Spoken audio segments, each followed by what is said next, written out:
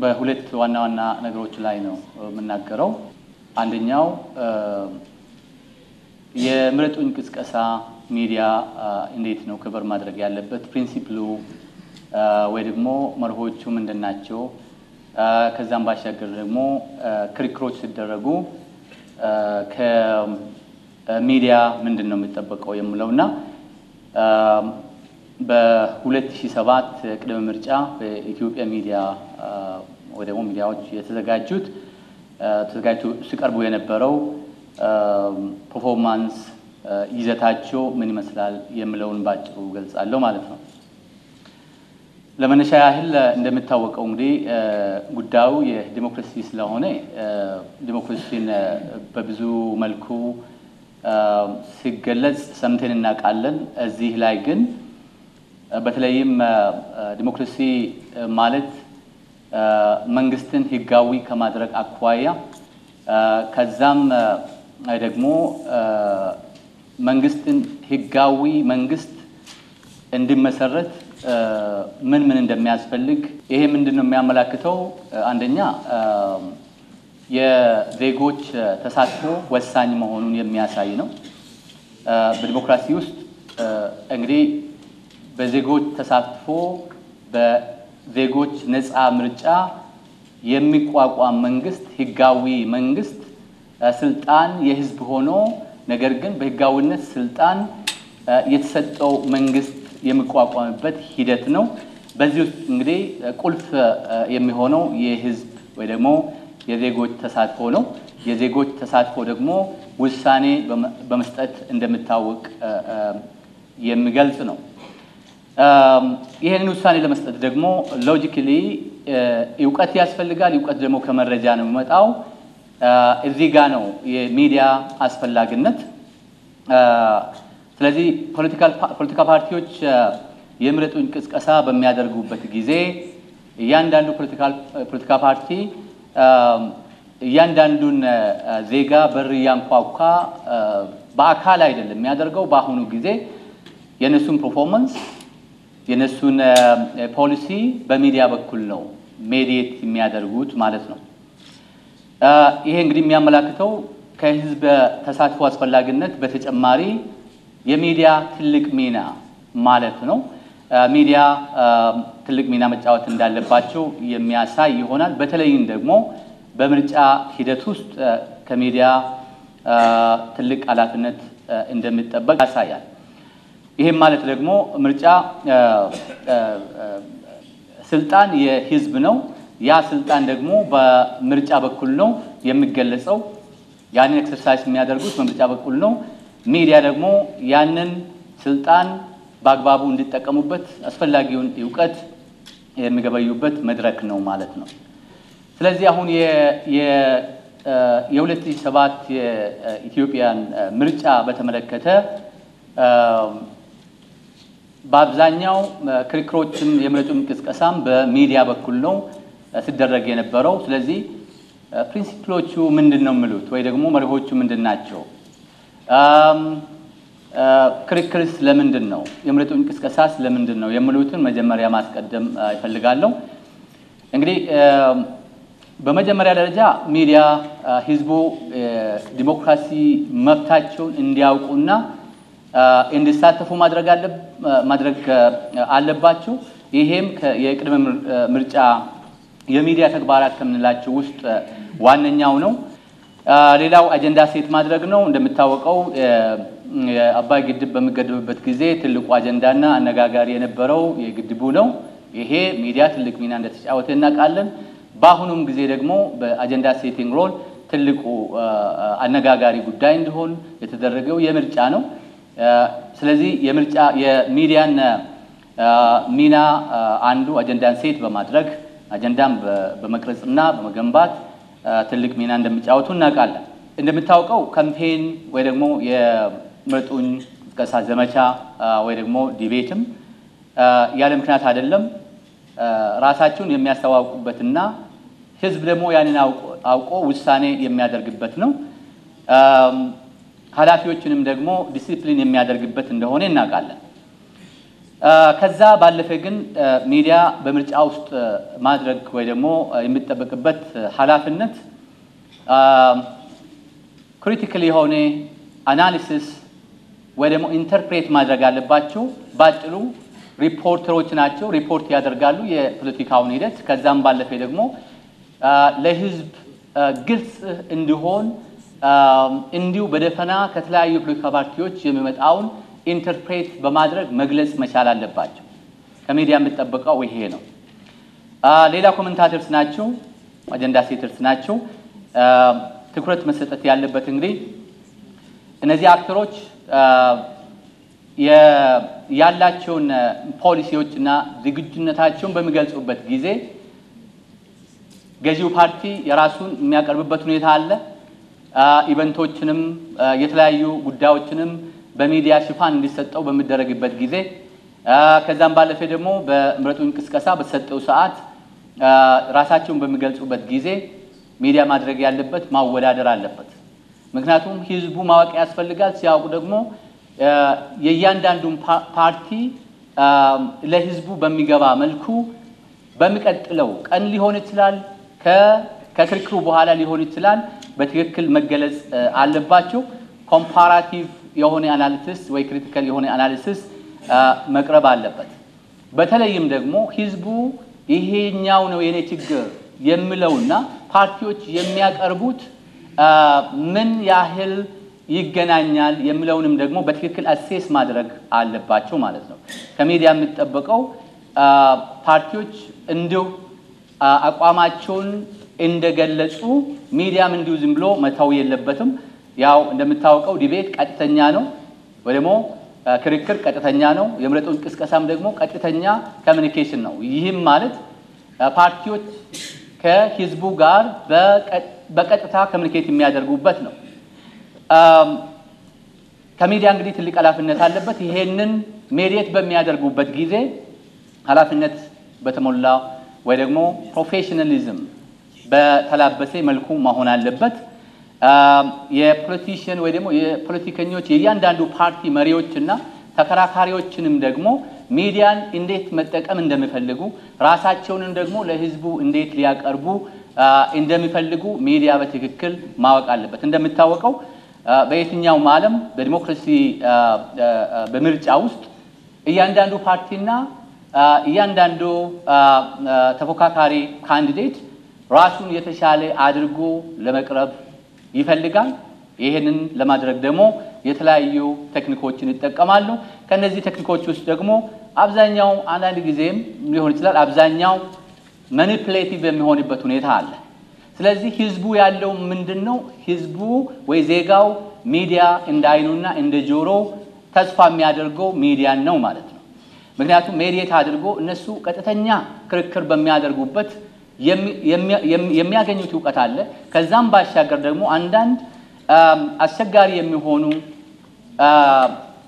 መረጃዎች በሚቀርቡበት ጊዜ ሚዲያ በትክክል ኮምፔር አድርጎ የማቅረብ ኃላፊነት ይጠበቅበታል ማለት ነው።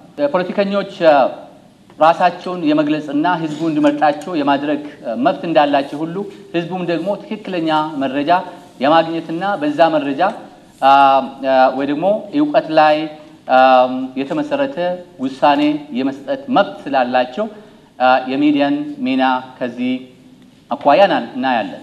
እንግዲህ ሚዲያ ይሄንን ሚና እንዲወጣ ኮንዲሽኖች አሉ ወይ ደግሞ ቅድመ ሁኔታዎች የምንላቸው አሉ። ሚዲያ ዲሞክራሲ ውስጥ እንግዲህ ነፃነት ስራቸውን በኃላፊነት ፍሪደም እና ሪስፖንሲቢሊቲ አንድ ላይ አጣጥሞ የህዝቡን ፍላጎት ማገልገል መቻል አለባቸው። ሽፋንን በተመለከተ በማስተማርና ህዝቡ መብቱን እንዲያውቁ ዜጋው የዲሞክራሲ መብታቸውን አውቆ በምርጫ ውስጥ እንዲሳተፉ ትልቅ ስራ ተሰርቷል። ቀደምም እንደቀረበው የኔም ኦብዘርቬሽን የሚያሳየው የምርጫ ጉዳይ ከተነሳ ጊዜ ጀምሮ ከምርጫ ቦርድና ሌሎችም አካላት ጋር በመሆን በየጊዜው የሚወጡ ዜናዎችና ፕሮግራሞች ህዝቡ ለምርጫ የተሻለ ግንዛቤ እንዲኖረውና ትኩረት እንዲሰጥ የሚያደርጉ ዘገባዎች ሲወጡ እንደነበረ ለመገንዘብ ተችሏል። ነገር ግን ያው እንደምታወቀው ኢፌክቱ ምንድነው የሚለውን መናገር በጣም አስቸጋሪ ቢሆንም አንዳንድ አመላካች የሆኑ የዚህ ኢፌክት ደግሞ ምንድነው የሚሉት የሚያመላክቱ ነገሮች ይኖራሉ። የተመዘገቡ ወይ ደግሞ ለምርጫ ለመሳተፍ የተመዘገቡና ከዛም ባሻገር ደግሞ ለመፎካከር የተመዘገቡ የፓርቲዎች እንቅስቃሴም የዚሁ ፓርቲሊ የዚሁ ውጤት ነው ማለት እንችላለን። ለማስተማር ደግሞ ልዩ ፕሮግራሞችን ተጠቅመዋል። በዚህ ጉዳይ ፖዚቲቭሊ የተጠቀሱትና ኃላፊነታቸውን እንደሚወጡ የታዩት መንግስት፣ የምርጫ ቦርድ፣ ተቃዋሚ ፓርቲዎች በአጠቃላይ ማለት ነው። ያንዳንዱን ተቃዋሚ ፓርቲዎችን ባይጠቅሱም ከይዘቶቹ ውስጥ ያዩት በአዎንታዊ መልኩ ምርጫውን ሰላማዊ፣ ፍትሃዊ የተሻለ ምርጫ ለማድረግ እነዚህ አካላት በጥሩ ሁኔታ የተገለጹ ወይ ደግሞ ፖርትሬት የተደረጉበት ሁኔታ ነው ያለው። በተሰጠው ነፃ የአየር ሰዓትና እንዲሁም ደግሞ ክርክር ላይ ያየኋቸው እንደምታወቀው ሚዲያው ኢቢሲን ጨምሮ ሌሎችም የክልል ሚዲያዎች ያደርጉት የነበረው ያው ጊዜውን የሰጣቸውን ጊዜ አሎት በማድረግ ዳይሬክትሊ ምርጫ ቅስቀሳ እንዲያደርጉ አድርጓል። ከዛ በኋላ ምን ተደረገ የሚለው ሌላ ጥያቄ ይሆናል ማለት ነው። ሁሉም የሚፈልገውንና ለራሱ ያለውን ግንዛቤ ኮንሰፕት ሰልፍ ኮንሰፕት ማለት እንችላለን ያንን የገለጸበት ሁኔታ ነው ያየ ነው። እንዲሁም ደግሞ በክርክር ጊዜም ሚዲያ በአጠቃላይ ፋሲሊቴቲንግ ሮል ነው የተጫወተ ማለት እንችላለን። የኢቢሲ እና ሌሎች የክልል ሚዲያዎችን እናያለን። ከዛ በኋላ ደግሞ አንዳንድ የህትመት ሚዲያዎች ያንኑ ከቨር ሲያደርጉ እናያለን። ይዘቱ ግን እንዴት ነው በምንልበት ጊዜ እንደምታወቀው እያንዳንዱ አክተር የገዢው ፓርቲና ተቃዋሚ ፓርቲዎች ተፎካካሪ ፓርቲዎች በምረጡኝ ቅስቀሳ ጊዜ የሚያደርጉትና በክርክር ጊዜ የሚሰጡት ይዘቶች ከፓርቲ ይለያያል። በተለይ በምረጡኝ ቅስቀሳ ወይ ደግሞ ራሳቸውን በሚገልጹበት ጊዜ ይደረግ የነበረው ራሳቸውን ከህዝብ ጋር ለማስተዋወቅ ያደረጉት ጥረት እናያለን። እያንዳንዱ ፓርቲ ከኔ የተሻለ የፖለቲክሱን የገቨርነንስ ከዛም ባሻገር የኢኮኖሚውና የሁሉንም የኢትዮጵያን ጉዳይ የውስጥና የውጭን ከኔ የተሻለ የሚመራ ማኔጅ የማደርግ የለም የሚል ይዘት ነው ያስተላለፈው ማለት እንችላለን። ራሳቸውን በተሻለ ሁኔታ አቅርበዋል። በድቤት ውስጥ ደግሞ በአጠቃላይ ሲገመገም ገዢው ፓርቲ እስካሁን የሰራቸውን ስራዎች ፐርፎርማንሱን ጥንካሬውን በሚያቀርብበት ጊዜ ተቃዋሚ ፓርቲዎች ደግሞ ያንን የመገምገም ቴንደንሲ የታየበት እና ክፍተቶችን ለመጠቆም በብዛት ክርክር ውስጥ ይሄንን ሲያንጸባርቁ ነበር ማለት እንችላለን። እንግዲህ አንዳንድ ጊዜ የራሳቸውን ሳያስተዋውቁ ሰዓት በሚያልቅበት ሁኔታ ለመገንዘብ ተችሏል። ያ ማለት ገዢው ፓርቲ የራሱን ጥንካሬ የሰራቸውን ስራዎች ይገልጻል። ከዛ በኋላ ያንን ለወደፊት መልቲፕላይ ለማድረግ ይገልጻል። ያ ደግሞ ብዙ ነው። ይሄንን ኮሜንት እያደረጉ ይቆዩና መጨረሻ ላይ ምናልባት በምረጡኝ ቅስቀሳ ጊዜ እንደሚያደርጉት በክርክር ጊዜ ራሳቸውን ይሄንን የመንግስት ጉድለት የሚባለውን ደግሞ እንዴት ለማሻሻል እንደተዘጋጁ በብዛት ለመግለጽ ያልቻሉበት ሁኔታ አለ። ከሁኔታው ጋር የተያያዘ ከዲቤቱ ሁኔታ ጋር የተያያዘ የምንጠብቃቸውን ያላገኘንበት ሁኔታዎችም እንደነበሩ አንዳንዶቹ ደግሞ ጥንካሬ የምንላቸውን ደግሞ በዚህ ሁኔታ መግለጽ ይቻላል ባጭሩ። አንደኛው ሰላማዊ ነው፣ አሳታፊ እንደሆነ ይታያል። ከዚህ በፊት በተለይም በ97 እንደነበረው ሄት ስፒች የጥላቻ አላስፈላጊ የሆኑ ፍረጃዎች አልታዩበትም ማለት ይቻላል። ነገር ግን የእንደዚህ አይነት ፊሊንግ እና ሪፍሌክሽን አልተንጸባረቀም ማለት አንችልም። ቀጥታ በመናገሩ ስለራሳቸው በመናገሩበት ጊዜ ትክክለኛው መረጃ ከመስጠት ዲስኢንፎርሜሽን ወይ ደግሞ ትክክለኛ ያልሆነ ኢንፎርሜሽን ያ መረጃ ለህዝቡ ግባት እንደሆነ እየታወቀ በጣም የሚታወቁ ጉዳዮች ትክክለኛ ወይ ደግሞ አኪዩሬሲ የሚያጡበት ሁኔታ እንደነበረ ለመገንዘብ ተችሏል። ሌላው ኤግዛጀሬሽን ማለት እንችላለን። ያ ማለት ደግሞ አቺቭመንት የሚሆን ችግሮችን ማለት ነው ኤግዛጀሬት ተደርጎ የቀረቡበት ሁኔታዎች አሉ። ነገሮችን ለህዝቡ በሚገባ ሁኔታ ከማቅረብ ኦቨር ጀነራላይዜሽንም የታየበትና ላክ ኦፍ ክላሪቲ ማለት ይችላል። በቂ አልተደረገም ወይ ደግሞ ጥቂት ነው ስንል ይሄንን አደርጋለሁ ለምሳሌ ይሄንን እጨምራለሁ ይሄንን እቀንሳለሁ ይሄንን ይፈጥራለሁ ሲባል በትክክል ለህዝቡ እንደሚገባው ኳሊፋይ የማድረግ ክሊር የማድረግ ችግሮች እንደታዩ ለመገንዘብ ተችሏል። ይሄ ደግሞ እንዳይወጣ ምናልባት ሃንድል ያደረግንባቸው ሁኔታዎች ዝም ብሎ ለነሱ መድረክ ሰጥቶ ቻሌንጅ የማድረግ ችግሮች ስለነበሩ በጋዜጠኞች ምናልባት ዝግጅቱ በዚህ ሁኔታ ስላልነበረ እያንዳንዱ ፓርቲ ያለውንና ያው መብቱ እንደሆነ ይታወቃል። ነገር ግን ደግሞ በመሃል ሆኖ ጥያቄ በማንሳት ያንን ቻሌንጅ ማድረግ ያልተቻለበት ሁኔታዎች አሉ ማለት ነው። አንዳንዶቹ ደግሞ ትክክለኛ ቁመናን ሳይሆን ያው ከመጀመሪያው ጋር የተያያዘ ነው ሌላ ሆኖ የመቅረብም ሁኔታዎች የታዩበት ሁኔታ ነበረ። ይሄ ህዝቡ ራሱ የሚገመግም ይሆናል። ሌላው ኮንትራዲክተሪ የሆኑ ፕሮሚስሶችም ለመገንዘብ ችያለሁ። ኮንትራዲክተሪ ሲል የሚሰጡት ፕሮሚሶችና ፋንዳሜንታል የሆኑ የነሱ መሰረታዊ የሆኑ ይዘቶች ፊሎሶፊያቸው ደግሞ አንዳንድ ጊዜ የማይገናኝበት የሁኔታዎች እንደነበሩ አንዳንድ ምሳሌዎች አሉ። የምታውቀው ዲሞክራሲ የዜጎችን ስልጣን የሚንጸባረቅበት ነው። አንዳንድ ጊዜ ግን አንዱን የህብረተሰብ ክፍል በመለየት በእነሱ ላይ ፎከስ የማድረግ ነገር አለ። ሌላ ጥያቄ ያነሳል። ብዙ ጊዜ በህትመትም ሆነ በብሮድካስት ሚዲያ እነዚህ ጥያቄዎች እነሱ አላየንም። አንዳንድ ጊዜ ሪፍሌክሽን ኦፍ ሆስቲሊቲ ቲዮሪ የተንጸባረቀበት ሁኔታ አለ በይዘቱ ውስጥ። በዲቤትም ጊዜ እንደምታውቀው ሚዲያ ምን ያደርግ ነበር? ሚዲያው ፋሲሊቴት ያደርግ እንደነበረና ክሪቲካል አናሊሲስ ብዙ ያልቀረበበት ሁኔታ ነበረ። ያ ደግሞ ህዝቡ ወደ ዜጎች የሚፈልጋቸውን ዕውቀት ምን ያህል አገኙ የሚለውን ጥያቄ ውስጥ የሚከት ይሆናል። ወይ ደግሞ ዜጎች ዕውቀት የሚፈልጉትን ዕውቀት ለማግኘት ምናልባት ወይ ከሌሎች ጋር ወይ ደግሞ ከአካባቢያቸው መረጃ አላቸው ከመባሉት ጋር እንዲወያዩ የሚያስገድዳቸው ይሆናል ማለት ነው።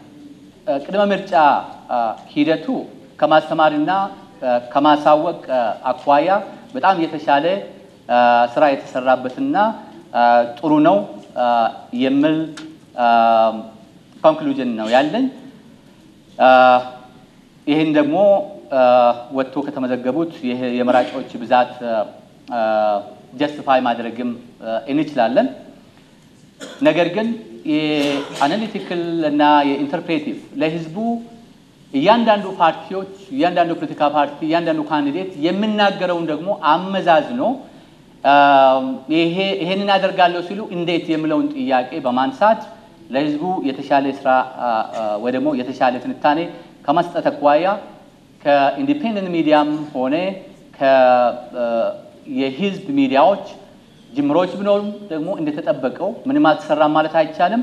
እነዚህ ታፍ የሆኑ ጥያቄዎችን በሌላ ፕሮግራም ይዞ የመቅረብ ከዲቤት በኋላ የፌስ ሚዲያ ፊት ለፊት እነዚህ አይነት ፕሮግራሞች ቢበዙ ኖሮ ደግሞ የትኛው ፓርቲ ከየትኛው ፓርቲ በተሻለ ሁኔታ ያነሳውን ወይ ደግሞ አለኝ የሚለውን ፖሊሲ መተግበር ይችላል የሚለውን የተሻለ ግንዛቤ ሊኖር ይችላል።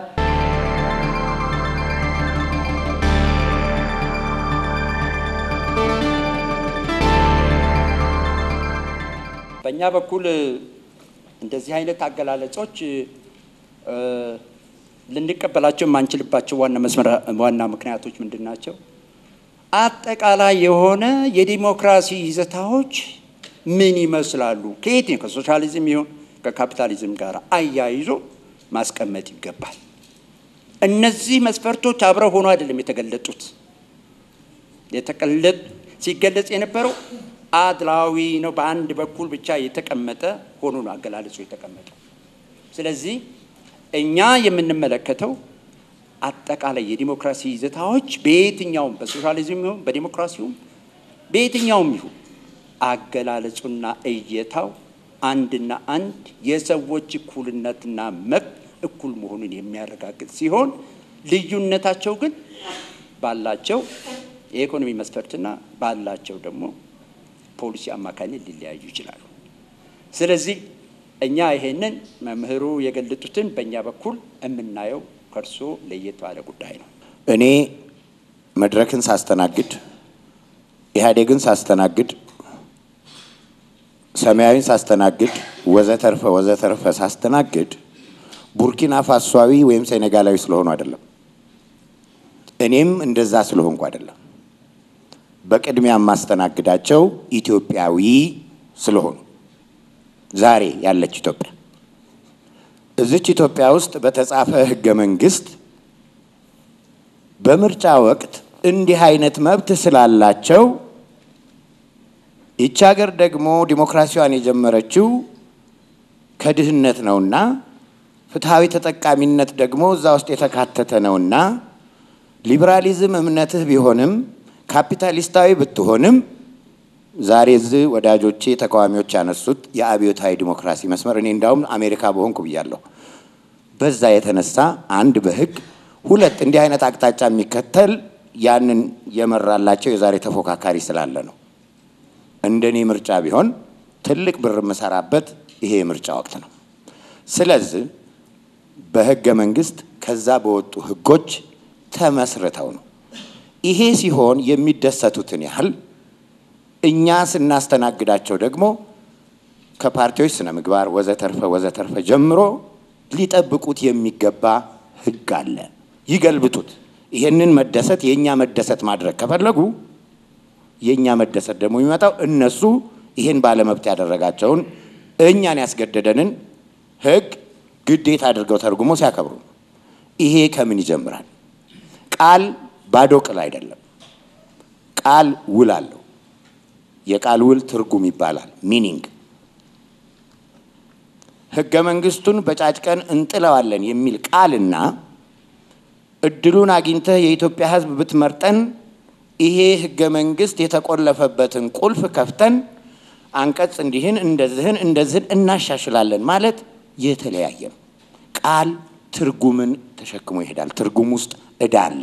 ከዛ እዳ መካከል አንዱ በህግ መጠየቅና መገደብ ይባላል። ናው ስለሆነ በዚህ ሂደት ያላስተናገድናቸው ቃል ያወጣንባቸው አንዱ ወንድሜ ኢዴፓ አንድ ሌላ ወንድማችን መድረክ ነው። በእነዚህ ነው በዚህ ዩት ሚዲያው አንዳንዴ ጌቶቻቸውን ነው የሚመስሉት የግሉም ይሁን የመንግስት። እኛ ግን መሆን አለበት የምንለው ለህብረተሰቡ ትክክለኛው መረጃ ያስጡ ነው። ጽንፈኛ ሚዲያዎች አሉ። አዎ እንዳውም ብሮድካስት የማይቆጣጠራቸው ሚዲያዎችም ይሄንን ምርጫ እየበከሉት ነው። ሰላማዊ ትግል የሚበክሉ ነገሮች ከሚባሉት አንዱ ሚዲያ ነው። ስለዚህ ምርጫው እኛ ብቻ የምንሰጠው መረጃ ሳይሆን ሌላም ሚዲያ የሚሰጠው መረጃ ሰው ቤት ውስጥ እየቆረቆረ ስለሆነ የተሟላ ነገር አለ ብሎ ማሰብ ያስቸግራል። ስለዚህ ይሄን ሁኔታ እንደ መንግስትም እንደ ዲሞክራሲ ኃይልም ሆኖ መታገል ይጠበቃል የሚል እምነት አለኝ። የክርክር መድረኮች ይዘጋጃሉ። የክርክር መድረኮች ከተዘጋጁ በንጋታው በኢፕኮ በኩል የነዛ መልስ የሚመስሉ ዶክመንታሪዎች ይዘጋጃሉ። የኢህአዴግ የምርጫ ቅስቀሳ እስኪመስል ድረስ በገጠር እና ኢንዱስትሪ ልማት ፖሊሲ አንድ ቀን ክርክር ከተደረገ በንጋታው ኢፕኮ በዛ ዙሪያ በዛ ርዕስ ላይ ዶክመንታሪ በጣም ሰፊ ዶክመንታሪ ይዞ የሚታይበት ሁኔታ አለ። ከኢህአዴግ የምርጫ ቅስቀሳ ሰዓት በተለየ ሁኔታ ሚዲያዎች መንግስትን ሊደግፉ የሚችሉ ረጃጅም ፕሮግራሞችን የሚሰሩበት ሁኔታ ይሄ ከፍትሃዊነት አንፃር እንዴት ነው ፍትሃዊ ሊሆን የሚችለው?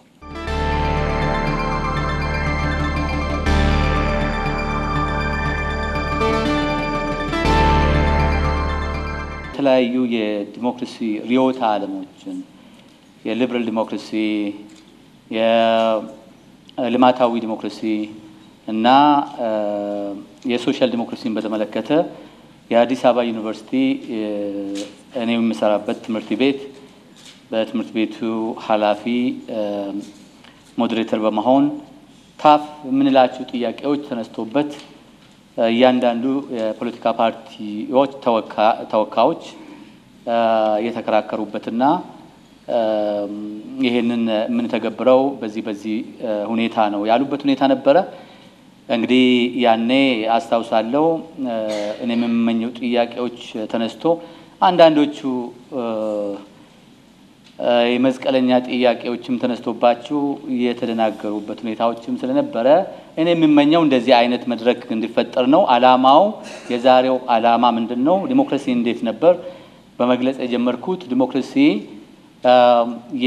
የህዝብ ወይ ደግሞ የዜጎችን አውንታ ያገኘ በዜጎች ፍላጎት ላይ የተመሰረተ መንግስት ሌጂቲሜት የሆነ መንግስት ያም ደግሞ የሚሆነው ዜጎች በአብዛኛው ተሳትፎበት ይሄንን ውሳኔ የሚሰጡበት ስርዓት እንደሆነ ያንን ውሳኔ ለመስጠት ደግሞ ሚዲያ ትልቅ ሚና እንደሚጫወት ሎጂካሊ ያነሳሁት የዲሞክራሲ በዲሞክራሲያዊ ስርዓት ውስጥ ስልጣን የህዝብ እንደሆነና ያንን ስልጣን ደግሞ አማራጭ ሲኖር ነው ህዝቡ ኤክሰርሳይዝ ማድረግ የሚችለው መምረጥ የሚችለው ደግሞ የትኛው የተሻለ ነው የሚል ዕውቀት ሲኖረው ነው የሚል ትኩረት በመስጠት ነበረ የተነተንኩት ማለት ነው።